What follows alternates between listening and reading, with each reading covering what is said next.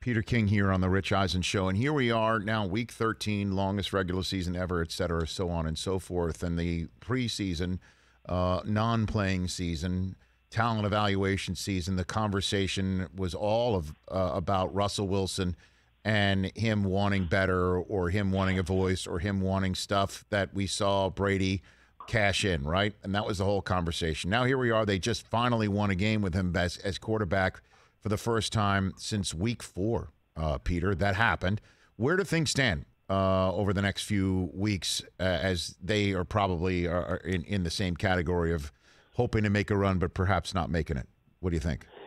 I think the next few weeks for Pete Carroll are vitally important for his future. I won't be surprised if they make a coaching change, but I don't think they're actively looking to make a coaching change. I do believe that Jody Allen is,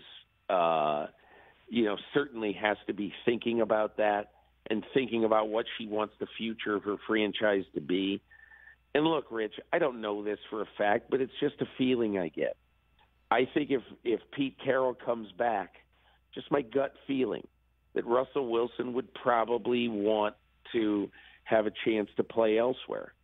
It's not that he doesn't like Pete Carroll. I think he does like Pete Carroll. But, he wants different. He wants a change. He wants something new. And I think that new could be a new situation in Seattle. We'll see. But, again, a lot of that is going to have to do with what happens in this last month of the season. So many teams right now, I think, are on the cusp, like Seattle, like Denver. I think Denver is a really fascinating place to watch because obviously they've now lost 11 in a row to their daddies in the AFC West, Kansas City. So what do you do if you're Denver? You really like Vic Fangio. You like what he does on defense. You simply cannot get the quarterback position right. It's been 6 years now. So what do you do? And that's the thing I think that George Payton has to decide there. And I think in Seattle they have to decide, do we want Russell Wilson to be the centerpiece of our future? If so, with what coach? And, how active are we going to be in trying to improve our team in the offseason? And how active is Russell going to be in that decision, right? He certainly rattled a couple of cages this spring. If I were Jody Allen, if I were John Schneider, now Jody Allen's a bit of a reclusive person.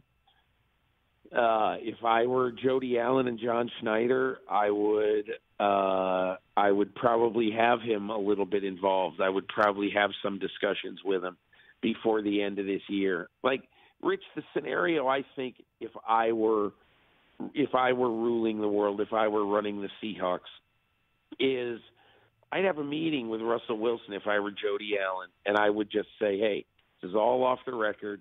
Nothing's coming out of this room, but I just want to know, do you want to be here? If you want to be here, what are the conditions that you'd be a happy, willing, long-term participant here?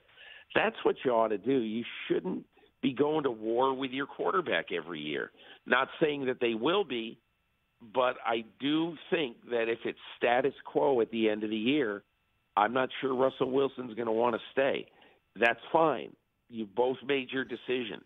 But you really ought to just lay the cards on the table, before you get to nut-cutting time.